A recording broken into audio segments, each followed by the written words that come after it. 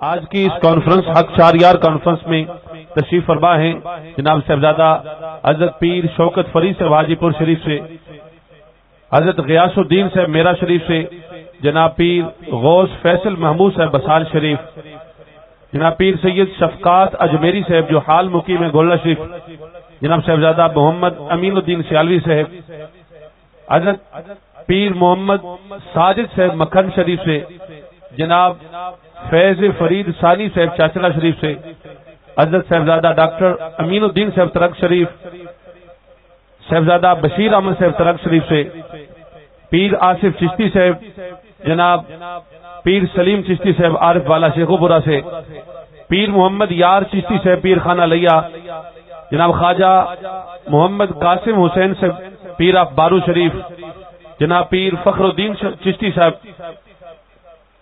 پیر غلام قطب الدین صاحب مکارہ برے والا، پیر صابر فرید صاحب چشتی عارف والا سے، جناب پیر خدا بخش چشتی صاحب بہاول نگر سے، پیر امام دین چشتی صاحب عارف والا سے، اور ان کے علاوہ آستانہ علیہ میرا شریف سے صاحبزادگان اپنے ساتھ ایک بہت بڑا قافلہ لے کر تشریف لائے، جناب صاحبزادہ پیر محمد شہزاد احمد میروی صاحب، جناب پیر محمد اظہر احمد میروی صاحب، جناب حضرت پیر معین الدین صاحب اور پیر کاشف احمد میروی صاحب آستانہ علیہ میرا شریف سے یہ اپنے ساتھ پورا ایک قافلہ لے کر آئے۔ ہم تمام مشائخ اعظام کو دل کی اتھاہ گہرائیوں سے خوش آمدید کہتے ہیں۔ میں آج کی اس کانفرنس میں لب کشائی کے لیے دعوت دے رہا ہوں، اپنے خیالات کا اظہار فرماتے ہیں، آج کے اس عنوان پہ روشنی ڈالتے ہیں۔ میرے مسلک کی عظیم شخصیت صدر ہے جمعیت علماء پاکستان کے جناب صاحبزادہ ڈاکٹر ابو الخیر زبیر صاحب کو دعوت دیتا ہوں، تشریف لاتے ہیں، مائک پر اپنے خیالات کا اظہار کرتے ہیں۔ نعرہ تکبیر! ایسے نہیں، آپ دیکھ رہے ہیں مشائخ کی کثرت ہے، آپ کے اندر جو جوش و جذبہ ہونا چاہیے اتنی بڑی کانفرنس میں وہ نظر نہیں آ رہا۔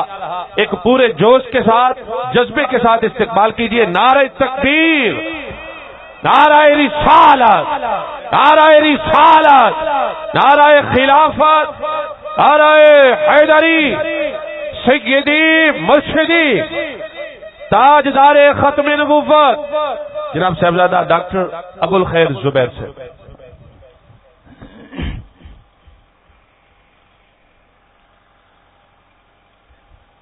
الحمد لله الذي لم يزل عالما قديرا حجا قيوما سميعا بصيرا والصلاة والسلام على رسوله أرسله بالحق بشيرا ونذيرا وعلى آله وأصحابه كثيرا كثيرا أما بعد فأعوذ بالله من الشيطان الرجيم بسم الله الرحمن الرحيم محمد رسول الله والذين معه أشداء على الكفار رحماء بينهم صدق الله وصدق رسوله النبي الأمين الكريم ونحن على ذلك لمن الشاهدين والشاكرين والحمد لله رب العالمين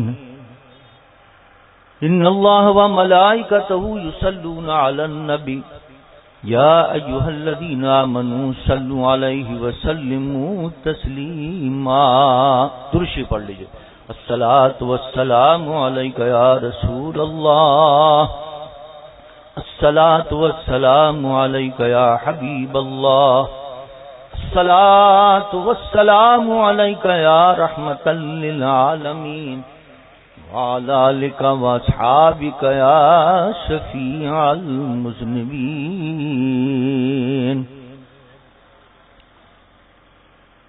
حمد و صلاۃ کے بعد مقتدر مشائخ اعظام، واجب الاحترام علماء کرام اور حاضرین ذی وقار،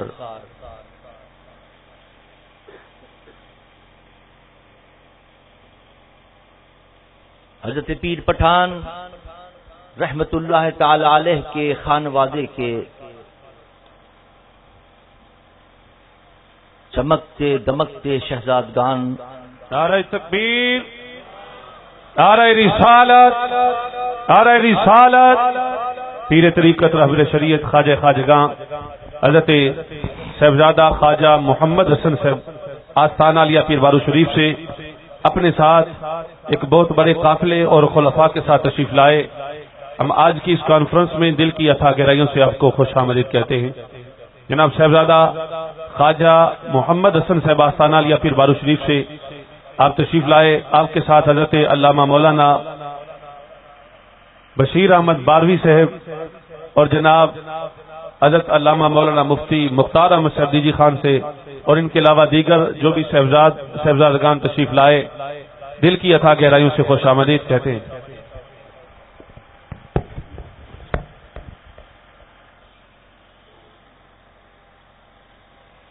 آستانے شریف کے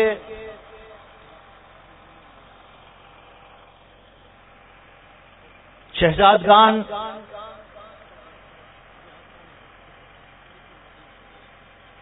حضرت خواجہ غلام نظام الدین خان توسوی دامت برکاتہم العالیہ، حضرت خواجہ غلام علی بخش توسوی دامت برکاتہم القدسیہ، اور حضرت خواجہ غلام معین الدین معینی توسوی دامت برکاتہم العالیہ، لائق سب تبریک ہیں جنہوں نے آج یہ عظیم الشان حق چار یار کانفرنس کا انعقاد کر کے اپنے آباء و اجداد کے مشن کو تازہ کیا.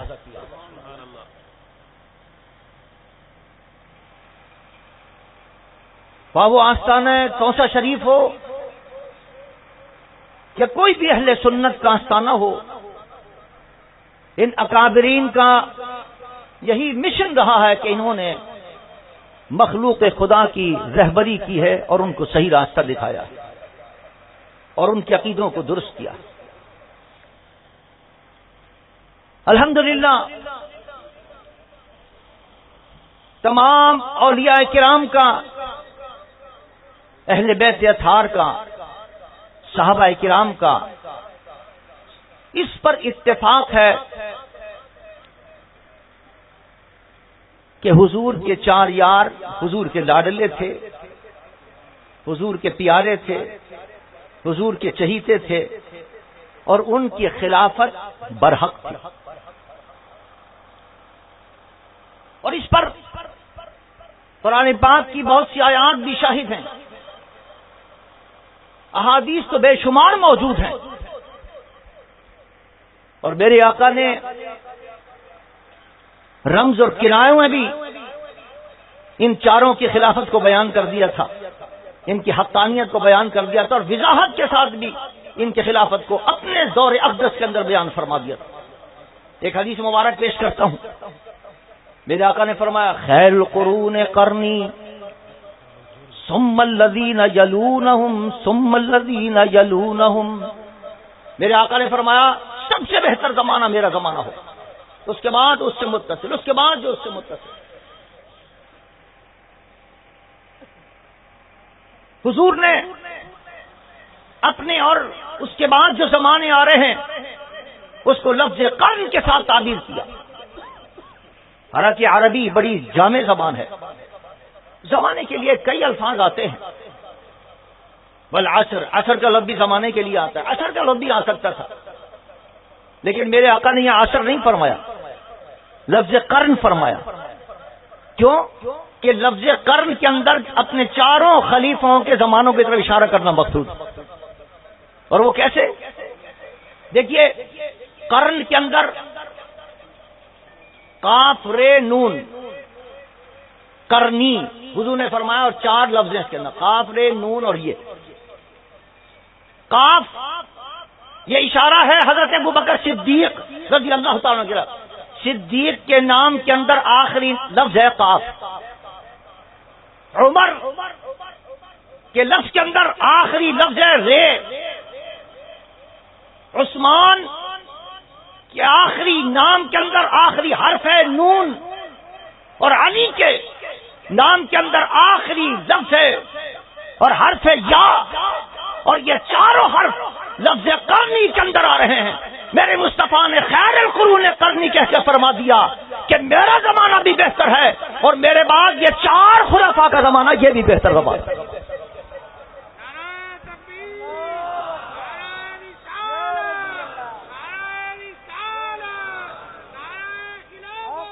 اور صرف اشارتاً نہیں بلکہ اپنی زندگی کے اندر واضح طور پر اعلان فرما دیا۔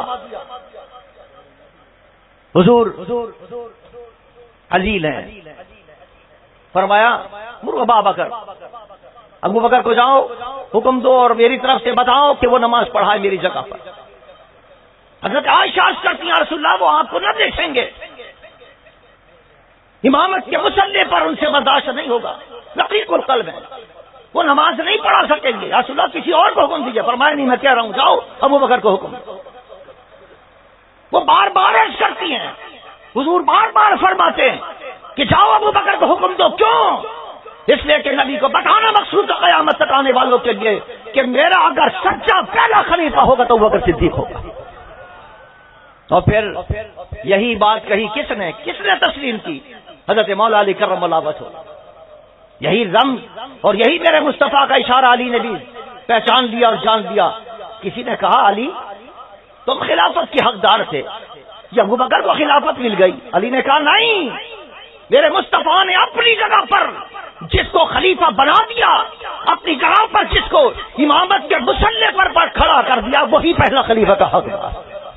یہ حضرت علی کہہ رہے ہیں، یہ حضرت علی فرما رہے ہیں۔ پتہ چلا کہ حضرت ابو بکر صدیق کی خلافت ہو، عمر کی خلافت ہو، عثمان ذو النورین کی خلافت ہو، علی حیدر کے لا کی خلافت ہو، یہ چاروں خلیفہ برحق ہیں، اور اس پر تمام صحابہ کرام کا اتفاق ہے، اور صحابہ نہیں پوری امت مسلمہ کا اس پر اتفاق ہے الحمدللہ۔ عزیزان من، بعض لوگ اختلاف پیدا کر کے انتشار پیدا کر کے ملک کے اندر انتشار پیدا کرنا چاہتے ہیں، لیکن الحمدللہ یہ جتنے قائدین بیٹھے ہوئے ہیں، یہ جتنے گدیوں کے سجادگان بیٹھے ہوئے ہیں، ان کا مشن ہے کہ مسلک کے حق اہل سنت والجماعت کی اشاعت کریں، اور اگر کوئی ملک کے اندر اختلاف اور انتشار پیدا کرنے کی سازش کرے تو اپنے اتحاد سے اس باطل قوتوں کا مقابلہ کرے۔ الحمدللہ آج سے کچھ چند مہینے پہلے آستان عالیہ بارو شریف سے زیادہ نشین تشریف فرمائے حضرت صاحبزادہ محمد حسن، حضرت صاحبزادہ غلام محمد قاسم صاحب بھی ان کے صاحبزادے تشریف فرمائے۔ انہوں نے ایک بہت اہل سنت والجماعت کے اتحاد کے لیے بڑی کوشش فرمائی تھی، اہل سنت کے کابرین کو جمع کیا تھا۔ میں ان سے گزارش کروں گا کہ پھر وقت آ گیا ہے کہ اہل سنت کو جمع کریں۔ آپ نہیں دیکھ رہے کہ پاکستان کی بنیادوں پر حملہ ہو رہا ہے، ختم نبوت پر حملہ ہو رہا ہے۔ اس وقت ضرورت اس بات کی ہے کہ تمام اکابرین میدان عمل کے اندر نکل کر آئیں اور ان دشمنوں کا مقابلہ کریں جو قادیانیوں کے ایجنٹ بن کر پاکستان کی بنیادوں کو ہلانے کی کوشش کر رہے ہیں۔ لیکن انشاءاللہ جب تک یہ کابرین موجود ہیں، کسی مائی کے لال کی ہمت نہیں ہے کہ ختم نبوت پر کوئی آنچ آ سکے۔ ان کے کابرین نے جانوں کے نذرانے پیش کیے ہیں، اہل سنت والجماعت کے مجاہدین نے اس ختم نبوت کے لیے اپنی جانوں کے نذرانے پیش کیے ہیں، مسلک کے حق اہل سنت والجماعت کے لیے جانوں کے نذرانے پیش کیے ہیں، اور انشاءاللہ اب بھی ہم تیار ہیں اس ختم نبوت پر آنچ نہیں آنے دیں گے. عاشقان مصطفیٰ اپنی جانوں کے نذرانے پیش کریں گے.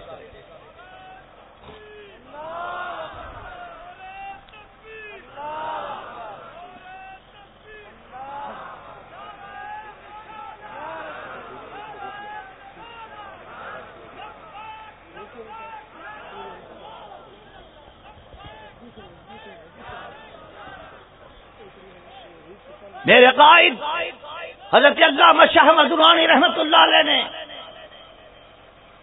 سن 64 کے اندر اسمبلی کے اندر پہنچ کر ان قادیانیوں کے تابوت میں آخری کیل ٹھوک دی تھی. ان کو غیر مسلم اقلیت قرار دلوا دیا تھا. لیکن اب پھر ان کی سازشیں ہو رہی ہیں. اب پھر ضرورت اس بات کی ہے کہ ہمارے یہی اکابرین اسمبلیوں کے اندر پہنچے اور وہاں پہنچ کر اس کا تحفظ کریں. فقط اتنا کافی نہیں ہے کہ ہم کھڑے ہو کر صرف مطالبہ کریں کہ ثناء اللہ کو نکالو. پتہ نہیں کتنے ثناء اللہ جیسے موجود ہیں اسمبلیوں کے اندر بیٹھے میں جو تحفظ فراہم کر رہے ہیں قادیانیوں کو. ایک ایک کو چن چن کر قادیانیوں کے جو ایجنٹ ہیں ان کو نکالنا پڑے گا حکومت کے ایوانوں سے. اور ایوان کے اندر عاشقان مصطفیٰ صلی اللہ علیہ وسلم کو بھیجنا ہوگا. اور یہ اس وقت ہوگا جب یہ تمام اکابرین متحد ہو جائیں. میں نے پرسوں بھی پاک پتن شریف کے اندر بڑا اجتماع تھا, وہاں یہ تجویز پیش کی تھی. میں نے کہا ایک کمیٹی تشکیل دی جائے اور ایک لائحہ تشکیل دیا جائے. 2018 کا الیکشن بھی قریب آ رہا ہے. اہل سنت اب میدان عمل کے اندر آ جائیں اور میدان عمل کے اندر آ کر پوری قوم کو ایک لائحہ دیں تاکہ قوم متحد و متفق ہو کر اسمبلی کے اندر ان لوگوں کو پہنچائے جو ختم نبوت پر ایمان رکھنے والے ہیں, جو ختم نبوت پر اپنی جانیں نچھاور کرنے والے ہیں, اور جو ختم نبوت کے دشمن ہیں ان کے خلاف متحد ہو کر مقابلہ کیا جائے. عزیزان من, انشاءاللہ وہ وقت قریب ہے. مجھے نظر آ رہا ہے کہ پاکستان جس مقصد کے لیے ہم نے حاصل کیا تھا وہ مقصد پورا ہوگا اور انشاءاللہ پاکستان میں نظام مصطفیٰ صلی اللہ علیہ وسلم کو بول بالا ہوگا. اب ایک لہر دوڑ گئی ہے مشائخ کے اندر, الحمدللہ بیداری کی لہر پیدا ہو گئی ہے. وہ میدان عمل میں آ گئے ہیں انشاءاللہ, اور انشاءاللہ بہت جلد وہ منظر مجھے نظر آ رہا ہے کہ پاکستان کے اندر نظام مصطفیٰ کا بول بالا ہوگا. اللہ تعالی ہمارے تمام اکابرین کو ہمت عطا فرمائے کہ یہ بیٹھ کر کوئی لاہ عمل طے کریں اور قوم کو ایک متفق لاہ عمل دیں. ہم نے الحمدللہ میرے قائد حضرت علامہ شاہ احمد درانی رحمت اللہ علیہ نے جو لوگ انتشار پھیلا کر مسلمانوں میں اور قادیانیوں کو فائدہ پہنچانا چاہتے تھے ان کے لیے ملی یکجہتی کونسل بنائی. اور وہ لوگ کہ جو صحابہ کو گالیاں بکتے تھے, جو اہل بیت اطہار پر حضرت عائشہ صدیقہ رضی اللہ تعالیٰ عنہ پر الزام لگاتے تھے معاذ اللہ, یہ میرے قائد کا کارنامہ ہے کہ انہوں نے ان کو بیٹھ کر ان سے دستخط کروا لیے کہ ہم ان کو گالی نہیں بکیں گے, ہم ان کو برا نہیں کہیں گے. تو اب چاہیے ہمیں کہ ہم مل کر سب مقابلہ کریں اسلام کے دشمنوں کا, اور اس قسم کی باتیں نہ کریں کہ جس سے ملک کے اندر انتشار پیدا ہو اور ملک کے اندر اختلاف پیدا ہو. سب کو متحد ہو کر اور پھر مقابلہ کرنا چاہیے اسلام دشمنوں کا. ٹرمپ دھمکیاں دے رہا ہے اس پاکستان کو, اس کا مقابلہ اتفاق و اتحاد سے ہوگا. مل کر ہمیں مقابلہ کرنا ہے اور انشاءاللہ مل کر مقابلہ کریں گے تو کوئی یہود و نصارہ ہمارا کوئی بال بھی کا نہیں کر سکے گا. اللہ تعالیٰ سلامت رکھے اس آستانے کو, اس آستانے سے وابستہ لوگوں کو سلامت رکھے اور ان حضرات کو ہمت عطا فرمائے کہ وقت آ گیا ہے کہ بہت جلد اس کے لیے کوئی لائحہ عطا کریں, لائحہ دیں ہمیں. حضرت صاحبزادہ پیر خواجہ حمید الدین شاہی نے اعلان فرمایا تھا 9 تاریخ کا, لیکن اس کے بعد پھر ہم نے ان سے گزارش کی پرسوں, تو اب انہوں نے 13 تاریخ کا اعلان کر دیا ہے. لیکن میں چاہتا ہوں کہ اس کے لیے تمام اکابرین بیٹھے ہیں. یہ آستانہ شریف یہ تو سب کا آستانہ ہے, یہ تو شال شریف کا بھی آستانہ ہے, یہ تو گولڈ شریف کا بھی آستانہ ہے. یہ ان کی ذمہ داری بنتی ہے, پیر بارو شریف کی ذمہ داری بنتی ہے, یہ جتنے بڑے بڑے اولیاء کرام یہاں تشریف فرمائیں ان کی ذمہ داری بنتی ہے کہ بلائیں یہاں ان تمام اکابرین کو اور بلا کر کوئی متفق لاحمل دیں پوری قوم کو. مجھے یقین ہے کہ انشاءاللہ یہ متفق لاحمل دیں گے, پوری قوم ان کے پیچھے ہوگی. وما علینا الا البلاغ. یہ تو جناب ڈاکٹر